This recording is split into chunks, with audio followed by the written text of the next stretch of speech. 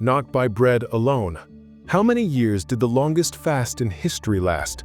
And why, in the 1940s, did Americans feed children radioactive oatmeal?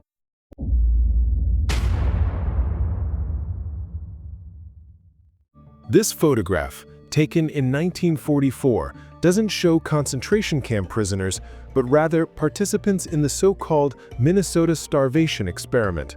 It was conducted by University of Minnesota scientist Angus Barbieri. The researcher sought to determine what changes occur in a starving body and, most importantly, how to rehabilitate and return people who have been malnourished for a long time to a normal life. 36 volunteers participated in the experiment. There was a 3-month preparation period during which their diet was normal. Then, for 6 months, the participants' caloric intake was restricted. That is, the number of calories consumed in their daily diet was reduced. For the first 3 months, the subjects received 3,200 calories per day. Each of the volunteers reached their ideal weight, an average of 70 kilograms or 154 pounds. For the next 6 months, they were fed twice a day, mostly vegetables. Meat and sugar were rarely given. The participants consumed only 1,570 calories daily. The changes were not long in coming. The subjects lost weight rapidly, complained of fatigue and irritability. Some fell into a deep depression. By the end of the calorie reduction phase of the experiment, one of the participants even wanted to kill the famous physiologist who devised the experiment. Another simply chopped off his own fingers. This, I believe, was while he was in a severe psychiatrically depressive state. After 6 months, the subjects had lost a quarter of their body mass. On average, each of them weighed 52 kilograms, or 115 pounds. The subjects were then allowed to eat anything they wanted. They began to consume about 5,000 calories per day. However, the participants complained that they could not satisfy their hunger, no matter how much they ate. Soon, all the subjects regained the lost kilograms and even put on extra weight. However, 50 years later, all the participants in the experiment stated that in the long term, it had no effect on their health, either mental or physical. This, they claimed, was thanks to Dr. Angus Barbieri, who cared for them and was deeply concerned about the ethics of the experiment. One of the main conclusions of the experiment is that prolonged forced starvation leads to depression, hysteria, and hypochondria. However, according to doctors, everything is individual. A person's initial weight is important, as is their psychological mindset. In 1966, Scotsman Angus Barbieri set a record for the longest fast. For 382 days, he consumed only tea, coffee, sparkling water, and vitamins. During this time, he lost 125 kilograms, or 276 pounds. He came to weigh 82 kilograms, or 181 pounds. However, I would not recommend repeating such an experiment.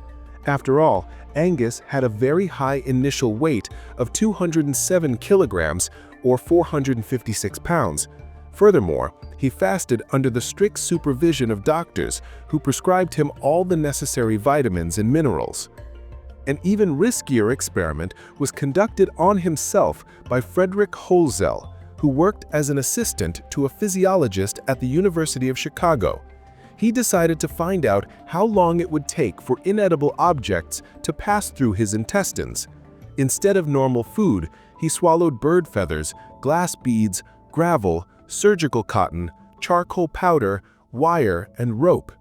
Incidentally, it was the pieces of string that left his body the fastest, in about an hour and a half. The glass beads, however, took up to 40 hours to pass. For this experiment, Americans nicknamed Holzell the human goat. Considering that the man was not consuming vitamins or necessary micronutrients in his diet, it naturally affected the state of his body.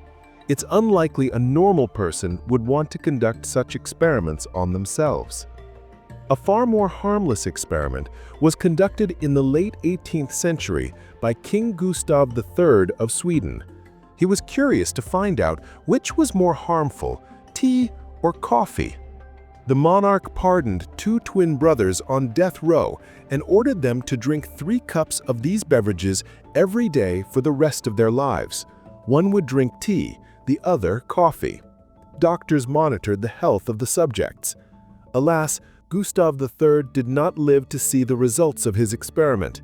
He died before his subjects.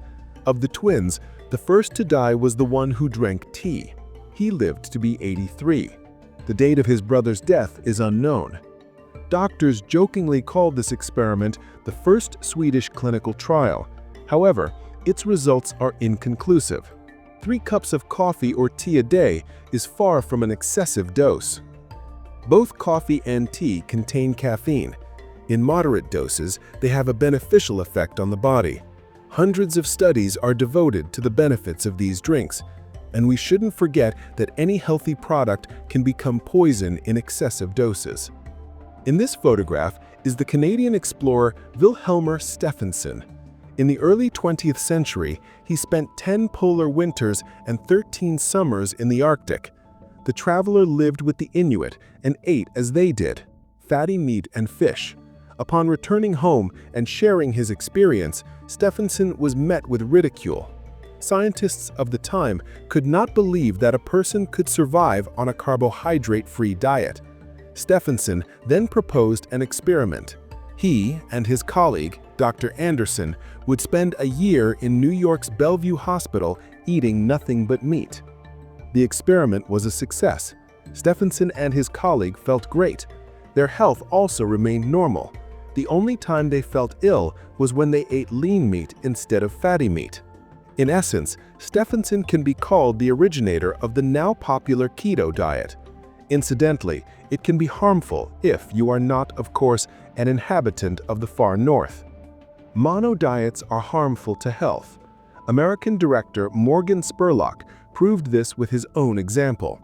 For a month, he ate nothing but fast food and filmed the changes happening to him.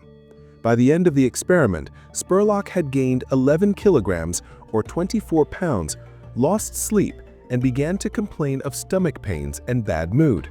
The cholesterol in his blood soared to the upper limit of the normal range. He reflected all of this in his documentary film, which actually won an Academy Award. In the process, he completely ruined his health. He lived for a very short time after. The most harmful and cruel nutrition experiment was conducted in the 1940s in the US, and its victims were children. A manufacturer of oatmeal flakes wanted to find out how their product was absorbed by the body, and commissioned a study from scientists at the Massachusetts Institute of Technology. They could think of nothing better than to add radioactive calcium to the oatmeal to observe how the product passed through a child's body. The children, once they grew up, filed lawsuits against the manufacturer of those very flakes. In response, the company claimed they knew nothing about it and that the scientists did it all. The legal proceedings concluded only in 1998. The manufacturing company was ordered to pay the unwitting participants of the experiment $1,850,000.